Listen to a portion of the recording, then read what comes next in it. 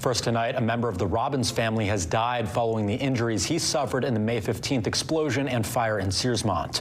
The Maine Department of Public Safety says Alden Robbins died yesterday. They released a statement from the Robbins family which says he died peacefully, surrounded by loved ones. A Corinna man is accused of using a video game to sexually exploit children. The Penobscot County Sheriff's Office says they arrested 25-year-old Douglas Moody after a months-long investigation. Officials say the investigation began in early April after they received a complaint that Moody had used a gaming application to exploit a minor. Well, this year's 4th of July parade in Bangor and Brewer is shaping up to be a big one. Connor Magliozzi has a look into the festivities. Well, we have just learned tonight that Democratic nominee Graham Plattner has dropped out of the U.S. Senate race. His decision comes after Politico reported on Monday that a woman who had previously dated Plattner alleged he sexually assaulted her nearly 5 years ago, an allegation he denies. 41-year-old Jenny Rassicott of Maine said in late 2021, Plattner came to her home uninvited, intoxicated, and forced her to have sex despite her repeatedly telling him to stop. If you couldn't tell already, local pools made it abundantly clear that summer break is officially in session.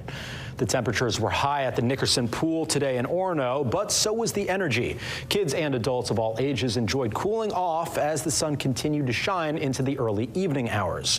Staff at the pool say this time of year brings a lot of excitement, and in many ways, a community pool is a great opportunity to bring people together. Maine waters are expected to be full of locals and tourists alike celebrating the 4th of July this weekend. Maine Marine Patrol will be out in full force, conducting random safety inspections and making sure no one is operating under the influence. This is part of the national law enforcement effort, Operation Dry Water. While the banks may be closed today, but fireworks stores are open for business. The store manager at Phantom Fireworks in Holden says July 3rd and July 4th are the busiest days of the year. Liberty Fire and Rescue is holding their annual barbecue tomorrow for Independence Day. The chicken meal costs $15 per person. They'll start serving around 11 a.m. and will go until they are sold out. Lincoln residents attended Monday's town meeting to voice their opposition to recent town budget cuts. A couple of weeks ago, the Lincoln Town Council voted 4-3 to adopt a municipal budget that includes a 19% reduction to the Lincoln Fire Department and a decrease in emergency services funding. Some also questioned the legality behind the recent decision, but the board did confirm that after checking with lawyers, it was in fact legal. The local group of investors buying the Bangor Mall has received an extension on their purchase and sale agreement. That's according to Senator Joe Baldacci. Baldacci says Bangor Marketplace and Residences LLC has another 60-day due diligence period after the first deadline passed last month. A Sullivan man was killed after a motorcycle crash in Hancock this morning. It happened just before 8:30 a.m. on Route 1 near Washington Junction. State police say a motorcycle being driven by 44-year-old Jim Hoyt crashed head-on with a pickup truck. The ranked choice voting tabulation wrapped up in the early hours of Friday morning, a whole 10 days after the June primary. After a week of back and forth about when election officials would finish the process and a 2 a.m. finish on Friday morning, there are still a lot of questions. WMTW's Jackie Mundry answers some of them. Today, family and friends gathered in Old Town to celebrate a very special 100th birthday. That right there is Louise Martin, who was born in Old Town 100 years and 2 days ago. Her family tells us giving back to others has been a fundamental part of her life. She left school after 8th grade to help care for her family, then went on to a lifetime of volunteerism. Summer's here, but so is the risk of drowning. In Maine, most water-related deaths happen in lakes and rivers, not pools. Alyssa Thurlow went to the local Y and shares what every parent needs to know before heading to the water. For the next several weeks, a half-dozen robots will be rolling their way through the streets of Bangor as part of an ongoing transition plan to improve accessibility.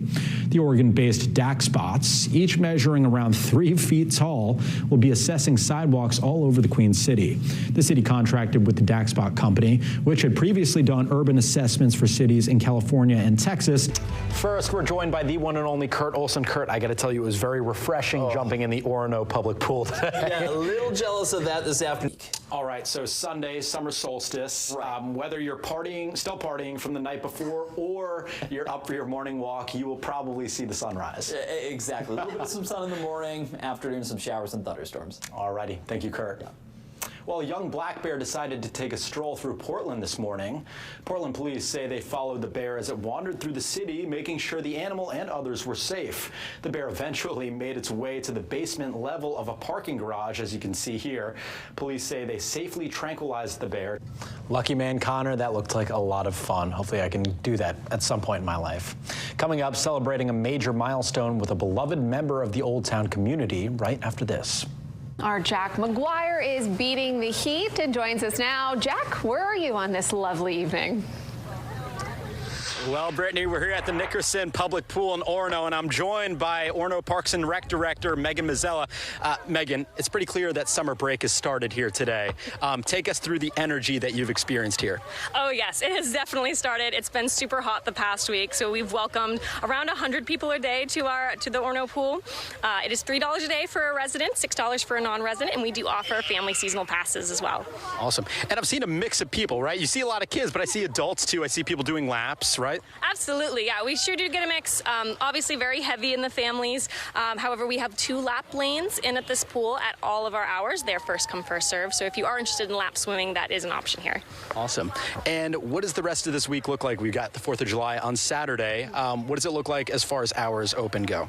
So our regular hours are noon to 7. We are closed the 4th and the 5th due to the holiday. But other than that, we're open the rest of the summer. Awesome. And for all the kids out there, these passes, these daily passes, they come with more than just getting to swim in the pool, right? Sure, yeah. So they're available. You can come all day to the pool, which is a huge bonus. We also have a snack shack here, so we do have ice cream for sale, and we have free toys and goggles for people to borrow while they're here. Awesome. Thank you so much, Megan. Brittany, we're going to check in with some of these kiddos in the 5:30 show. Looking forward to getting you back here in a few. All right, thank you.